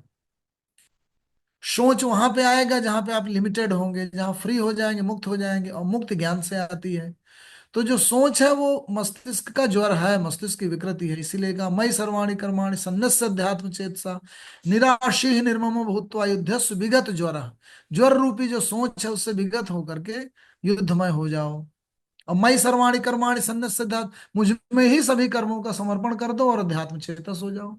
यहां भी मैं कहा उन्होंने, तो मैं कृष्ण नहीं है, मैं वो चेतना का स्रोत है जिसमें आप समस्त दीवारों को तोड़ करके वहां तक पहुंच जा रहे हैं। तो कुल मिलाकर के अभी सर्वधर्मान परित्यज्य मामेकम शरणम ब्रज में हम लोगों ने धर्म और मैं की बात की। अब अहम तो हम सर्व पापेभ्यो मोक्षयिष्यामि मा शुचः, मोक्ष क्या है और सोच क्या है और पाप क्या है, इन पे अगली बार विचार करेंगे। बहुत बहुत धन्यवाद आदरणीय डॉक्टर सुबोध साहब। सभी लोग अनम्यूट हैं, जिस किसी की और कोई जिज्ञासा बनती है तो आदरणीय बदल साहब से पूछ सकते हैं। फिर बाद में दोस्तों डॉक्टर साहब, जी जी समाप्त करेंगे। ये श्री कृष्ण जो हैं भगवान, जी वो बात ये 13वें अध्याय के दूसरे श्लोक में कह रहे हैं, जी क्षेत्रज्ञ ज्ञानम यथ ज्ञानम मत मम मतम जी मम, कि मेरे मत में ये क्षेत्र जो है, शरीर जो है, और शरीर को जानने वाला व्यष्टि आत्मा, शरीर और चेतन आत्मा, इन दोनों को मैं जानने के लिए स्वयं अंदर बैठा हूं, सुपर कॉन्शियसनेस।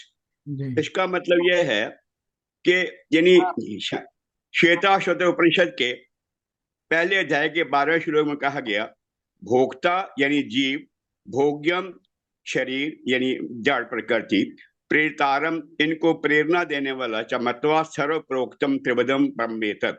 ये तीनों ब्रह्म जो है, यानी प्रकृति भी ब्रह्म है, शरीर भी ब्रह्म है, अंदर व्यष्टि आत्मा जो इसको जानती है वो भी ब्रह्म है, और मैं इन सबको जानता हूं, मैं परम ब्रह्म हूं। तो भाव यह है कि जब सब कुछ परमात्मा ही है, प्रकृति और पुरुष दोनों परमात्मा ही बनकर के आमने सामने हुए हैं, और प्रकृति में जो भी कुछ है उसके गर्भ में उसको उसको एक्सप्लोर करता है पुरुष। तो यानी सब कुछ प्रकृति और पुरुष सिवाय ब्रह्म के कुछ भी नहीं है। आत्मा स्वयं कॉन्शियसनेस, शरीर जड़, इस जड़ के अंदर आत्मा इसको जानने वाला है, इन दोनों को जानने वाला स्वयं परम परमात्मा है, तीनों ही ब्रह्म है। तो जब सब कुछ ब्रह्म ही है, यानी ये समझिए कि जैसे आकाश है, आकाश के अंदर एक एक कमरा बन गया तो कमरे का आकाश अलग हो गया। जब कमरा हटेगा तो आकाश महाकाश मिल जाएगा, यानी घटाकाश मठाकाश आकाश बन जाएगा।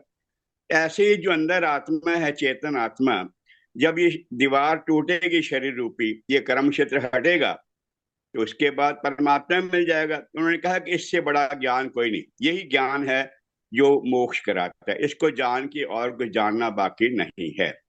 तो ज्ञान यही है, यानी ये उन्होंने कहा कि सबसे बड़ा ज्ञान जो है, क्षेत्रम क्षेत्रज्ञम चापि माम विद्धि सर्वे क्षेत्रसु भारत। ये अर्जुन, सब शरीरों में ये आत्मा है और आत्मा के ऊपर इन दोनों को जानने वाला मैं हूं, यानी मेरे अलावा कुछ है ही नहीं। तो एक ब्रह्म ही है सबके पूरे संसार में, चाहे प्रकृति है चाहे पुरुष है। सर्वत्र ये जो प्रकृति है अव्यक्त रूप है ब्रह्म का ही। ब्रह्म स्वयं चेतन, प्रकृति जड़, पर है उसी का ही बदलावा रूप। जो सर्वत्र ब्रह्म ही ब्रह्म है, इसके अलावा मैं समझता हूँ कोई चीज और नहीं। जी। वो अर्जुन ने प्रश्न पूछा 13वें में, प्रकृतिम पुरुषम च क्षेत्रम क्षेत्रज्ञम एवं एतद वेदितुम इच्छामि ज्ञानम ज्ञेयम च केशव, कि ये बेशक। प्रकृति और पुरुष है, क्षेत्र और क्षेत्रज्ञ है, और ज्ञान और ज्ञेय है, उनका भेद मुझे बताइए। तो ज्ञेय तो हो गया जिसे जाना जाए, जो ब्रह्म का स्वरूप है। बेशक। ज्ञान वो है जिसके द्वारा जाना जाए। तो हाँ। इस 13वां अध्याय बड़ा ही अच्छा है। इसमें 7वें से लेकर के 11वें तक उन्होंने ज्ञान के स्वरूप को बताया, और ज्ञान के स्वरूप पे हम लोगों ने एक बार चर्चा की थी कि उसको आचरण में उतारा जाए। 12वें से शुरू किया, 17वें तक ले गए, ज्ञेय का स्वरूप बताया जो पूर्णता है। जो मैं भी कह रहा था, उसमें तमाम सारे द्वंद्वात्मक प्रतीत होने वाले कंस्ट्रक्ट से व्याख्यायित किया उन्होंने परम को। तो जी। ज्ञान ज्ञान को बताया, ज्ञेय को बताया, फिर बताया प्रकृति और पुरुष। प्रकृति जो है क्या होती है, और पुरुष क्या होता है। पुरुष जो है जानने वाला, और प्रकृति जो बाह्य प्रकृति है। और फिर क्षेत्र और क्षेत्र, क्षेत्र क्या है और क्षेत्र को जानने वाला कौन है। ये शरीर और इसके जानने, हाँ जी। शरीर और उसके जानने वाला। तो इसी से लोग जोड़ते हुए, जो आरंभ में आया धर्म क्षेत्र कुरुक्षेत्र, तो उनका क्षेत्र जब शरीर को ही कह दिया, अर्थात इस ब्रह्मांड में जो उद्भूत क्षेत्र है, जो शरीर है, वो बहुत बड़े विज्ञान का शोध का एक विषय है जिसको जाना जाए। पर जानेगा कौन? जो जानने वाला अंदर बैठा हुआ है, तो उसको बेशक। चेतना। तो इसलिए उन्होंने कहा जो जानने वाला तुम्हारे अंदर बैठा है। तो देखिए, एक ही चीज है, हम अज्ञानता में जब घिर जाते हैं तो समस्त समस्याएं उत्पन्न हो जाती हैं। समस्त समस्याओं का, बेशक। इसीलिए विद्वानों ने, शंकराचार्य ने भी कहा, अविद्या है, अज्ञान है, अवेद न जानना, अच्छी तरीके से न जानना है। और जहां अच्छी तरीके से जान गए, वहां मुक्त हो गए। तो मुक्ति तो ज्ञान से ही मिलती है, और सिद्धि बेशक। कर्म से मिलती है। और फिर कर्म पथ में ज्ञानमयी होकर के जब चले जाइए, तो निष्काम कर्मियों की साधना हो जाती है, जिसपे बार बार हम लोग देखिए। गीता का महत्व तो यही है कि गीता ने कर्म और उसके द्वारा सिद्धि, और ज्ञान उसके द्वारा मुक्ति, दोनों को मिला करके ये अपने सारे कर्मयोग, ज्ञान योग, भक्ति योग का प्रतिपादन किया। लेकिन तमाम जो मत मतांतर आए, वो एक चीज पकड़ के चल पड़े, इसीलिए वो भ्रमित हुए। तो उसी बेशक। को देखिए, एक, इसीलिए सर्वधर्मा जब पूर्णता आएगी, तभी जो द्वंद्वात्मक प्रतीत होने वाले कंस्ट्रक्ट हैं उसके द्वारा जब अपनी बात करते हैं कृष्ण, देखिए बड़ा अद्भुत सा उन्होंने अपने स्वरूप का, ब्रह्म के स्वरूप का विवेचन किया है। 13वें श्लोक के 13वें में क्या कहते हैं, ज्ञेयम यत्त प्रवक्ष्यामि यज् ज्ञात्वा अमृतम अश्नुते। ज्ञेय वो चीज है जिसको मैं बताऊंगा, उसको जान के तुमको लगेगा जैसे तुमने अमृत चख लिया है, अमृत का पान कर लिया है। अनादिमत परम ब्रह्म न सत न तत् असत उच्यते। वो अनादि है, अर्थात आदि भर, आदि से भी परे है। अनादिमत परम, परम है वो। और न वो सत है न असत है, सत और असत की सीमाओं से भी परे है। और क्या कहा, तो सत और असत के अंतर्द्वंद को, आदि और परम के जो लिमिट करने वाले हैं उनसे भी परे। सर्वतः पाणिपादम तत्सर्वतोच्चैश्वरमुखम, सर्व जगह उसके हाथ हैं, पैर हैं, सब जगह उसकी आंखें हैं, सिर है और मुख है। सर्वतः श्रुति मत लोके, सब जगह उसके कान हैं। और सर्वम आवृत्य तिष्ठति, सबको व्याप्त करके वो अवस्थित है। फिर भी सर्वेंद्रिय गुणाभासम, सभी तरह की इंद्रियों से युक्त है, गुणों का आभास करता है। लेकिन सर्वेंद्रिय विवर्जितम, लेकिन सभी तरह की इंद्रियों से विवर्जित है, उनके बिना है। असक्तम बिल्कुल। भक्षय, सबका भरण पोषण तो करता है लेकिन उनसे असक्त रहता है। और निर्गुणम गुण भोक्तृ च, सभी गुणों का भोक्ता है फिर भी निर्गुण है। और क्या कहा, बहियंतश्च भूतानाम, समस्त अस्तित्वों के बाहर भी है और अंदर है। और चरम अचरम च अचरमेव च, वो चर भी है और अचर भी है। और सूक्ष्म तत् अविज्ञेयम, दूरस्थम चांतिके च तत्, वो दूर भी है और नजदीक भी है, शरीर सूक्ष्म है और भावों का उससे भी मालिक है। परे है। अविभक्तम च भूतेषु विभक्तम च स्थितम। वो यद्यपि अविभक्त है लेकिन समस्त अस्तित्वों में खंडित जैसा होता प्रतीत हो करके अवस्थित है। अब भूत भर्ष तच गए, वो समस्त भूतों का भरण पोषण करने वाला है, ऐसा जानो। अग्रसिष्णु प्रभु विष्णु चा, वो बनाता भी है, सृजित भी करता है, और सबका विलेमान भी कर जाता है। और ज्योतिषाम अभी तज्ज्योति तमसा परम उच्चते, वो ज्योतिष चमकीलों से भी अधिक चमकीला। That light of all the lights is said to be beyond darkness, कि वो सभी अंधकारों के परे भी है। तो इस तरह से तमाम कॉन्ट्रेडिक्टरी भाषित होने वाले एडजेक्टिव से अपनी पूर्णता का प्रतिपादन करते हुए कृष्ण ने बताने की कोशिश की कि उसको लिमिट करके न देखा जाए। जो व्यक्ति उसको लिमिटेड करके देखते हैं, क्वालिफाइड डिविनिटी के रूप में देखते हैं, वो उनकी ही दृष्टि की सीमा का परिचायक है। उससे भी ठीक, असीम है, उससे भी परे है। तो हम बहुत जितना जानते हैं उससे भी ट्रांसेंड करके वो अवस्थित है। डॉक्टर साहब, जी। धन्यवाद। डॉक्टर साहब, डॉक्टर साहब, ये आपके पूरे प्रवचन में ये सबको इतने कॉम्प्लिकेटेड जाने की आवश्यकता नहीं है। जी। मेरे मेरे सारा इतना सिंपल है। जी। आपने अपना कृष्ण ने अपना स्वरूप विस्तृत स्वरूप बता दिया है। इसके अलावा तो कुछ है नहीं। आप चाहे ब्रह्म कहो चाहे कुछ कहो, और उसके साथ एक सिंपल वर्ड बोल दिया है, मेरी शरण में आ जाओ और संपूर्ण समर्पण कर दो, बात ही खत्म हो गई। अपना कर्म करते रहो। इतना कॉम्प्लिकेटेड की क्या जरूरत है कि प्रकृति क्या है, पुरुष क्या है, इतना यही तो सिंपल उसने कर दिया।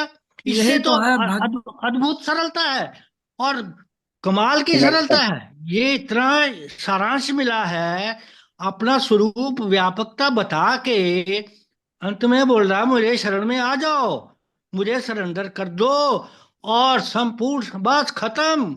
और क्या चाहिए? अब बताइए, इसके ऊपर कुछ है? अब जितनी अज्ञानता आ जाती है उसको तोड़ने के लिए उतना चमकदार प्रकाश लाना पड़ता है, तो इसलिए वो वाह, बोलिए। नहीं कोई इतना सरल है। आप इतनी बातें कर रहे हैं, उसके कोई जरूरत नहीं है। जी। जब इतना सरल आ गया तो आप कठिन कठिन क्वेश्चन क्यों लेते हो? सरल क्वेश्चन सीधा ही वहीं पहुंच जाओ ना। ये बड़ी आनंद व्यवस्था है। हाँ। ऋषि साहब, और हाँ जी। मकड़ी जो है वो जाला खुद बुनती है, फिर बाद में वो खुद मुंह से समेट लेती है। नहीं, लेकिन जो मैंने कहा उसमें कोई एक्चुअली नहीं नहीं, त्रुटि है तो नहीं, बताइए। आपने जो कहा वो बिल्कुल सही कहा। तो उसमें जानने के लिए वो आत्मा ही तो है। तो उसको चर्चा तो कर रहे थे ब्रदर साहब से, तो ये वो जान के उसी ही तो बोला जाता है, अपने को अदरवाइज जानना ही तो है। क्योंकि अपने को जानना ही अध्यात्म है, दूसरे को जानना धर्म है। नहीं। लेकिन क्यों इतना डॉक्टर इतना साहब? हाँ। है कि नहीं है? हम्म। इतना सहज है कि नहीं? डॉक्टर साहब कंफ्यूज हो गए थे थोड़ा, बताने में क्या बताएं कैसे बताएं। नहीं, बताइए डॉक्टर।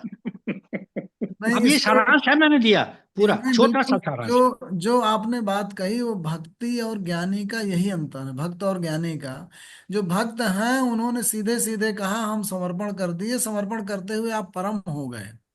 और जो ज्ञानी है उसके अंदर जितना ज्ञान उत्पन्न होता जाता है उतना ही अज्ञान भी साथ साथ में चलता जाता है। उस अज्ञानता और ज्ञान के बीच का जो द्वंद्व है वो चलता रहता है। उस अज्ञान को अपने कुछ ज्ञान और अनुभूतियों से ओवरकम करते हैं, फिर कुछ और अज्ञान उत्पन्न हो जाते हैं, फिर उसको ओवरकम करते हैं। आप लेकिन देखिए जीवन पथ में लेकिन चलते चलते ये तरह भक्ति ये भक्ति ज्ञान के बिना तो आ ही नहीं सकती। डॉक्टर साहब, ऋषि जी। जी ने कहा जो जी। ऋषि जी ने बड़ी बड़ी अच्छी बात कही कि बहुत सॉल्यूशन जो है, फाइनल सॉल्यूशन बहुत सिंपल है। सही बात है। जैसे हम लोग देखते हैं किसी भी मैथमेटिक्स में या किसी भी एक्सपेरिमेंट में फाइनल सॉल्यूशन बड़ा सिंपल आता है। तो कृष्ण एक बहुत बड़े साइकोलॉजिस्ट भी थे और एक बहुत बड़े टीचर हैं। मैंने अपने भूसगोल विद्यार्थी को, लेकिन ऐसा भूसगोल जो अपने को घमंडी समझ, अपने को बहुत विद्वान भी समझता है, उसको समझाने के लिए ये सारी चीजें रचनी पड़ी। ज्ञान भी है, कर्म भी है और भक्ति भी है। फाइनली भक्ति है और कर्म करना ही है और ज्ञान के साथ करना है, बुद्धि के साथ। ये सिंपल सोल्यूशन, सिंपल अगर बोल देते वो तो जी। मानता नहीं अर्जुन। नहीं मानता, एकदम ये नहीं मानता। दिक्कत है। तो अज्ञान की गुत्थियां, अविद्या की गुत्थियां इतना बांधे रहती हैं कि उससे निकलना मुश्किल होता है। इसीलिए कहना ऐसा पड़ता भूसगोल ऐसा भूसगोल विद्यार्थी जो कि अपने को बहुत बड़ा विद्वान समझता हो, उसको समझाने के लिए एक मनोवैज्ञानिक भी चाहिए और एक टीचर भी चाहिए, जो टीचर कैसे कॉम्प्लिकेटेड करते करते फिर आके सॉल्यूशन दे देता है छोटा सा, लो है। बस। ये डॉक्टर साहब ने दिया ना, डॉक्टर साहब टीचर के रूप में हाँ आ रहे हैं और इतना सरल डॉक्टर, सर और इतना वही बात तो है। कॉम्प्लिकेटेड कॉम्प्लिकेटेड प्रश्न को इतना सिंपल साधारण बना दिया और वाह, आनंद आ गया, सीधा सोल्यूशन मिल गया। मैं तो वही तो पढ़ कृष्ण, बहुत हम बहुत लोग धन्यवाद कृष्ण, आपका। हम लोग उनको कृष्ण के रूप में ही समझ रहे हैं। कृष्ण, कृष्ण मैं जैसे तो पढ़ बोलते गए। मैं तो पढ़ दे रहा हूँ। और डॉक्टर साहब एक चीज बताइएगा चौधरी साहब को, और जी जी। कि जैसे कोई किसी ने प्रश्न पूछा, अब कुछ लोग तो दिमाग लगा के प्रश्न का जवाब देते हैं, कुछ स्टूडेंट ऐसे होते हैं पीछे को पन्ना किया उसका आंसर लिखा होता है, वो आंसर बता देते हैं। तो क्वेश्चन ये आता है कि जैसे महर्षि रमन का उपदेश सार है, वो अपने उसमें खुद ही प्रश्न करते हैं, खुद ही जवाब देते हैं। तो एक जगह जाके वो मन को कहते हैं मन नाम की कोई चीज ही नहीं है। तो जब कहते हैं मन नाम की कोई चीज नहीं, तो कितना जीवन लगा।